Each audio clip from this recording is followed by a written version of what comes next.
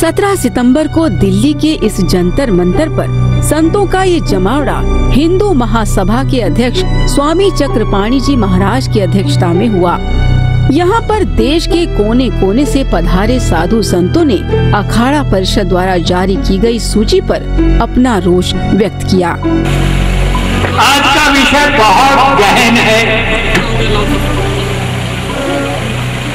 बहुत ही दर्दनाक विषय है कि एक अनपढ़ नशेड़ी आदमी हिंदुस्तान के संतों को सर्टिफिकेट दे रहे हैं। बहुत दुर्भाग्यपूर्ण बात। संत को सर्टिफिकेट नहीं दिया जा सकता, इनके कोई क्वालिफिकेशन नहीं हो सकती। गुरु नानक देव की क्या क्वालिफिकेशन थी? किस यूनिवर्सिटी से उन्होंने पीएचडी की?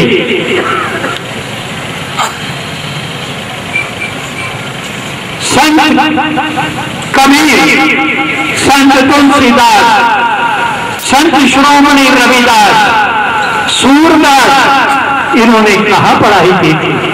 कौन से स्कूल में पढ़े थे? मीरा कहाँ पढ़ी थी?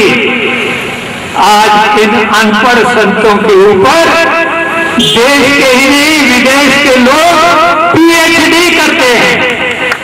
तो ये कौन होते हैं संतों को सर्टिफिकेट देने वाले? मेरी समझ से बाहर है। हम नहीं चाहते कि हमारा कोई इनसे लड़ाई हो, झगड़ा हो, लेकिन मैं एक आह्वान करता हूं अखाड़ा परिषद से कि आप अपनी औकात में रहें। संत श्री आसाराम जी बापू ने इस मानव समाज, हिंदू धर्म और इस देश के लिए बहुत कुछ किया। लगभग सभी साधु संतों ने बापू जी द्वारा चलाए जा रहे मानव कल्याण के सेवा कार्यों को गिनवाया और संत श्री आसाराम जी बापू का धन्यवाद करते हुए एक सवाल भी दाग दिया, कहीं मीडिया की नीयत में खोट तो नहीं? मीडिया कानून को बताता है क्या करना है, कानून प्रशासन को बताता है क्या करना है, और फिर घालमेल हो जाता है। कौन कहाँ दोषी है ये तो अभी क्लियर हुआ ही नहीं, लेकिन हाँ, हम अपनों में दूरियां जरूर बन गई हैं। मैंने ये सभा के लिए जो स्वामी चक्रपाणी ने कदम उठाया, मेरे आंख से आंसू निकले। शुरुआत अच्छी हुई है तो अंत भी अच्छा होगा। कम से कम बिगुल को बचा, और ये बिगुल बचा बहुत अच्छा, ये विजय की पताका जरूर लहराएगी। और अब जब सब संत एक साथ चले हैं तो फिर कौन रोक सकता है? कौन इस काली रात को नहीं मिटने देगा? ये काली रात अब जरूर खत्म होगी, विजय का सूरज निकलेगा, जरूर निकलेगा। बस हमें थोड़ा धैर्य रखना होगा। आज हम सब यहाँ इसलिए एकत्रित हुए क्योंकि संत तुलसीदास जी जो कह गए हैं, आज वो उनकी वाणी चरितार्थ होती दिख रही है कि रामचंद्र कह गए सिया से, ऐसा कलयुग आएगा, हंस चुगेगा, दाना तिनका और कौआ मोती खाएगा। उन संतों को फर्जी बता रहे हैं और वो पूछते हैं कि वो कौन सी परंपरा से आते हैं। पहली बात तो कि गुरु शिष्य की परंपरा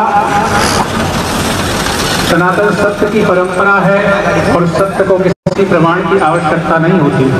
तो कहते हैं कि बापू जी किस परंपरा से आते हैं, वास्तव में संत की कोई परंपरा नहीं होती। फिर भी अगर उनको लगता है किस परंपरा से आते हैं तो बापू जी किस परंपरा से आते हैं ये कोई नहीं जानता, ऐसी बात नहीं है।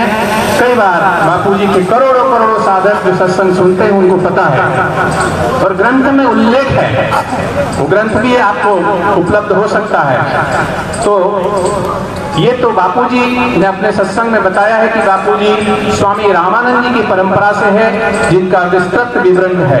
स्वामी रामानंद जी महाराज, फिर उनके शिष्य दादू दीनदयाल जी महाराज, दादू दीनदयाल जी के 52 शिष्यों में 8वें शिष्य संत श्री वनवारी दास जी महाराज, फिर हुए उनके शिष्य संत श्री छबीरदास जी महाराज, उनके शिष्य हुए संत श्यामदास जी महाराज, उनके शिष्य हुए नारायण दास जी महाराज, उनके शिष्य हुए संत श्री हरिभगत जी महाराज, उनके शिष्य हुए श्री अलगदास जी महाराज, और उनके शिष्य हुए अमरदास जी महाराज, और उनके शिष्य हुए संत लक्ष्मण दास जी महाराज, और उनके शिष्य हुए संत निष्ठल दास जी महाराज, जिन्होंने वेदांत का प्रख्यात ग्रंथ विचार सागर की रचना की है, आप देख सकते हैं।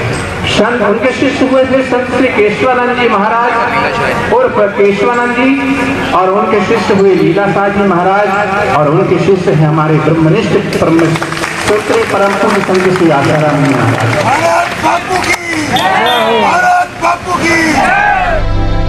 और स्वामी चक्रपाणी जी महाराज ने तो साफ साफ कहा कि आजकल मीडिया को चलाने वाले देश के बाहर बैठे हैं, तो फिर देश का भला ये मीडिया आखिर कैसे सोचेगी। स्वामी चक्रपाणी जी महाराज ने अखाड़ा परिषद की उस सूची को भी निरस्त कर दिया कि पूरे देश में फैल रहा है एक भयंकर रोग, पूरे देश में फैल रहा है एक भयंकर रोग, नैतिकता समझा रहे सभी अनैतिक लोग।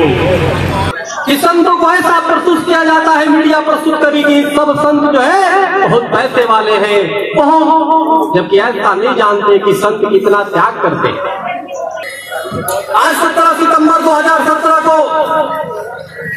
एक प्रस्ताव पास किया जाता है कि संतों के खिलाफ हो रहे उत्पीड़न को रोकने हेतु अन्य आयोग की तर्ज पर संत आयोग का गठन किया जाए।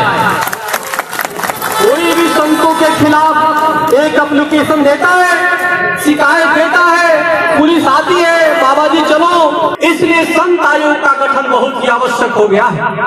संतों के खिलाफ मीडिया ट्रायल को रोका जाए। एक संत पकड़ा जाता है, इतनी ट्रायल कराई जाती है कि पूरे संत समाज, एक कोई नेता पकड़ा जाता है, एक जघन्य कामों में पकड़ा। क्या सभी नेताओं पे दिखाता है क्या कि नेता सब भ्रष्ट है, सब बेईमान है पूरे संसद में? एक किसी ने, साध्वी प्राची ने बोल दिया था कि संसद में बलात्कारी बैठे, उसको नोटिस चला गया। अरे तुम पूरे संतों को भ्रष्टाचारी करते हो, बेईमानो, तुम्हें नोटिस आखिर कौन भेजे? जय श्री राम। इसलिए मीडिया ट्रायल को रोकना होगा।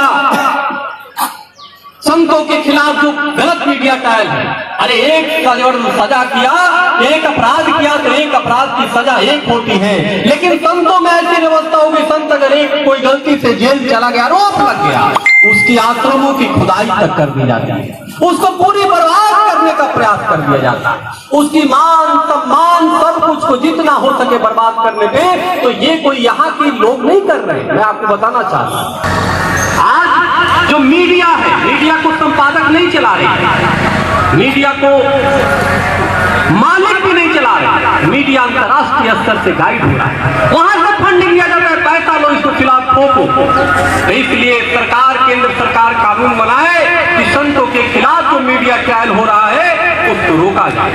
दूसरी अभी अखाड़ा की बात आई, अजय जी ने भी अखाड़ा के बारे में बोला।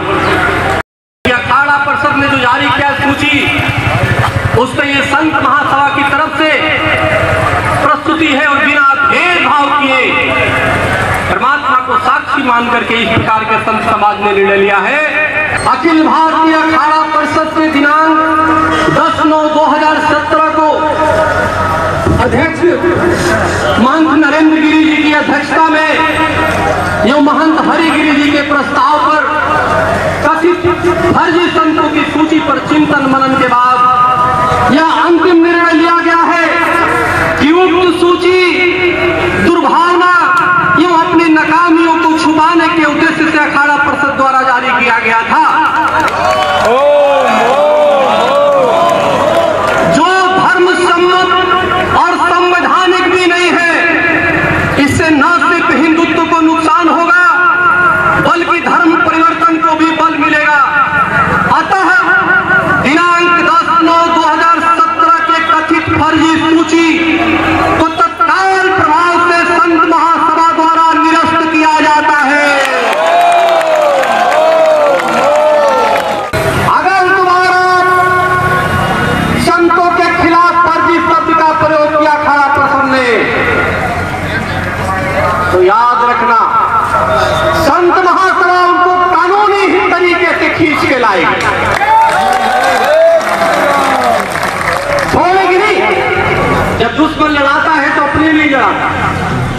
इतिहास गवाह है, हम युद्धों में कभी नहीं हारे। हिंदुओं का इतिहास है, युद्धों में कभी नहीं हारे, हम डरते छलछंदों से। युद्धों में कभी नहीं हारे, हम डरते छलछंदों से। हर बार पराजय पाई है अपने घर के जयचंदों से। सावधान होना होगा जयचंदों से।